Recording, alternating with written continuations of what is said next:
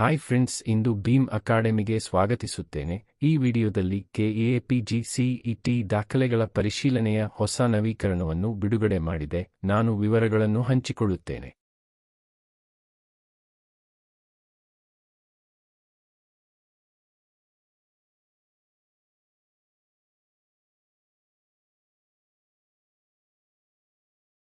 PGCET 2023 ಮತ್ತು class ಪರಿಶೀಲನೆಯ slip ಮತ್ತು ದಾಖಲೆಗಳ ಪರಿಶೀಲನೆಯ ಡೌನ್ಲೋಡ್.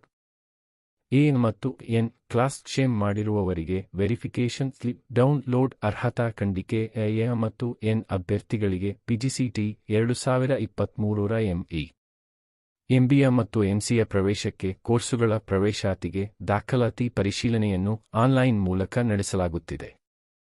ಎ ಮತ್ತು ಎನ್ ಅರ್ಹತಾ ಖಂಡಿಕೆಯವರು ದಾಖಲೆಗಳ ಪರಿಶೀಲನೆಗೆ ಹಾಜರಾಗುವಂತಿಲ್ಲ.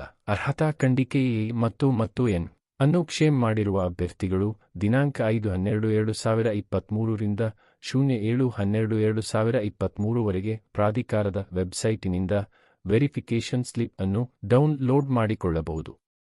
ಆದರೆ ಎ ಮತ್ತು ಎನ್ ಅನ್ನು ಕ್ಲೇಮ್ ಮಾಡಿರುವ ಅಭ್ಯರ್ಥಿಗಳು ಗೈಡ್ ಅಭ್ಯರ್ಥಿಗಳಾಗಿದ್ದಲ್ಲಿ ಅಥವಾ ಪಾರ್ಟ್ ಟೈಮ್ ಕೋರ್ಸುಗಳ ಪ್ರವೇಶ ಕೋರಿರುವ ಅಭ್ಯರ್ಥಿಗಳಾಗಿದ್ದಲ್ಲಿ ಅಥವಾ ಸ್ಪಾನ್ಸರ್ಡ್ ಕ್ವೋಟಾ ಅಭ್ಯರ್ಥಿಗಳಾಗಿದ್ದಲ್ಲಿ ದಾಖಲಾತಿ ಪರಿಶೀಲನೆಗೆ ಹಾಜರಾಗಬೇಕು.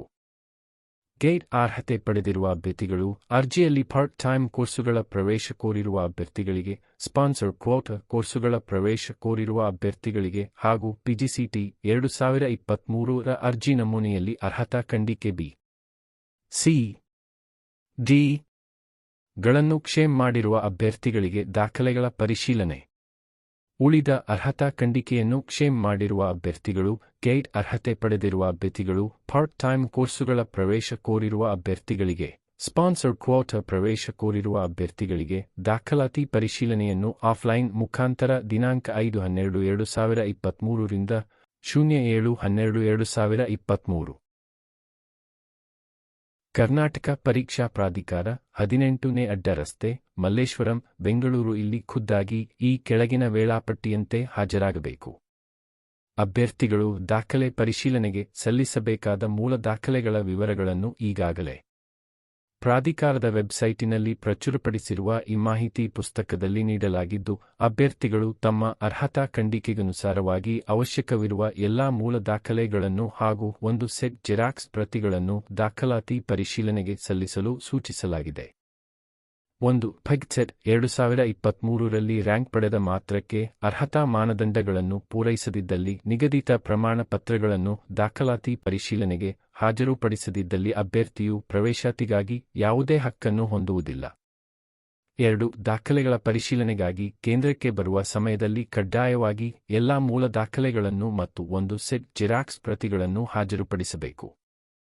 3. ದಾಖಲೆಗಳ ಪರಿಶೀಲನೆಯ ನಂತರ ಅರ್ಹಗೊಳ್ಳುವ ಅಭ್ಯರ್ಥಿಗಳನ್ನು ಮಾತ್ರ ಸೀಟುಗಳನ್ನು ಆಯ್ಕೆ ಮಾಡಿಕೊಳ್ಳಲು ಅರ್ಹತೆ ಪಡೆಯುವುದಕ್ಕಾಗಿ ಇಚ್ಛೆಗಳನ್ನು ನಮೂದಿಸುವುದಕ್ಕಾಗಿ ಪರಿಗಣಿಸಲಾಗುವುದು.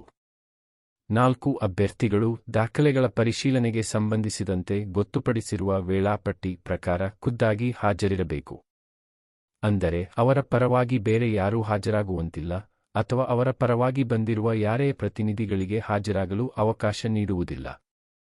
5. ಅಭ್ಯರ್ಥಿಗಳು ದಾಖಲೆಗಳ ಪರಿಶೀಲನೆಗೆ ಬರುವ ಸಮಯದಲ್ಲಿ ತಾವು ಆನ್ಲೈನ್ ಅರ್ಜಿ ಸಲ್ಲಿಸುವಾಗ ಕೋರಿರುವ ಮೀಸಲಾತಿ ಯಾವುದೇ ಕ್ಷೇಮಗಳಿಗೆ ಪೂರಕವಾದ ಎಲ್ಲಾ ಮೂಲ ದಾಖಲೆಗಳನ್ನು ಕಡ್ಡಾಯವಾಗಿ ತರಬೇಕು. 6. PG ಪ್ರವೇಶ ನಿಯಮಾವಳಿಗಳಲ್ಲಿ ನೀಡಿರುವ ಶೈಕ್ಷಣಿಕ ವಿದ್ಯಾರ್ಹತೆಗಳು ಹಾಗೂ ಇತರೆ ಮಾನದಂಡಗಳು MBA, MCA, MTech, ಆರ್ಕಿಟೆಕ್ಚರ್ ಕೋರ್ಸುಗಳ ಪ್ರವೇಶಕ್ಕೆ ಅನ್ವಯಿಸುತ್ತದೆ. ಮಾನದಂಡಗಳು ಕರ್ನಾಟಕ SC, ST, OBC ಅಭ್ಯರ್ಥಿಗಳಿಗೆ ಮಾತ್ರ ಅನ್ವಯಿಸುತ್ತದೆ.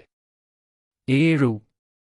ಅರ್ಜಿ ನಮೂನೆಯಲ್ಲಿ ಅಭ್ಯರ್ಥಿಗಳು ಒದಗಿಸಿರುವ ಮಾಹಿತಿಗಳು ಸುಳ್ಳು ಅಥವಾ ಅಪೂರ್ಣವಾಗಿದ್ದಲ್ಲಿ ಅಥವಾ ಅಭ್ಯರ್ಥಿ ಅಥವಾ ಅವರ ಪೋಷಕರು ಸುಳ್ಳು ಅಥವಾ ನಕಲಿ ಪ್ರಮಾಣ ಪತ್ರಗಳು ಸಲ್ಲಿಸಿದ್ದು ಕಂಡುಬಂದಲ್ಲಿ ಆ ಅಭ್ಯರ್ಥಿಯ ಸೀಟನ್ನು ವ್ಯಾಸಂಗದ ಯಾವ ಅವಧಿಯಲ್ಲಾದರೂ ರದ್ದುಗೊಳಿಸಲಾಗುವುದು ಮತ್ತು ಅಭ್ಯರ್ಥಿಯ ಮೇಲೆ ಸರ್ಕಾರವು ಕ್ರಿಮಿನಲ್ ಮೊಕದ್ದಮೆಯನ್ನು ಹೂಡಲಾಗುವುದು.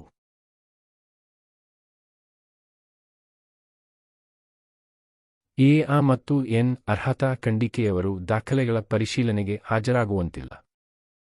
ಗೈಡ್ ಅರ್ಹತೆ ಪಡೆದಿರುವ ಅಭ್ಯರ್ಥಿಗಳು ಅರ್ಜಿಯಲ್ಲಿ ಪಾರ್ಟ್ ಟೈಮ್ ಕೋರ್ಸುಗಳ ಪ್ರವೇಶ ಕೋರಿರುವ ಅಭ್ಯರ್ಥಿಗಳಿಗೆ, ಸ್ಪಾನ್ಸರ್ಡ್ ಕೋರ್ಸುಗಳ ಪ್ರವೇಶ ಕೋರಿರುವ ಅಭ್ಯರ್ಥಿಗಳಿಗೆ ಹಾಗೂ PGCET 2023ರ ಅರ್ಜಿ ನಮೂನೆಯಲ್ಲಿ ಅರ್ಹತಾ ಖಂಡಿಕೆ BCD ಗಳನ್ನು ಕ್ಲೀಮ್ ಮಾಡಿರುವ ಅಭ್ಯರ್ಥಿಗಳಿಗೆ ದಾಖಲೆಗಳ ಪರಿಶೀಲನೆ ವೇಳಾಪಟ್ಟಿ ಕೆಳಗೆ ನೀಡಲಾಗಿದೆ.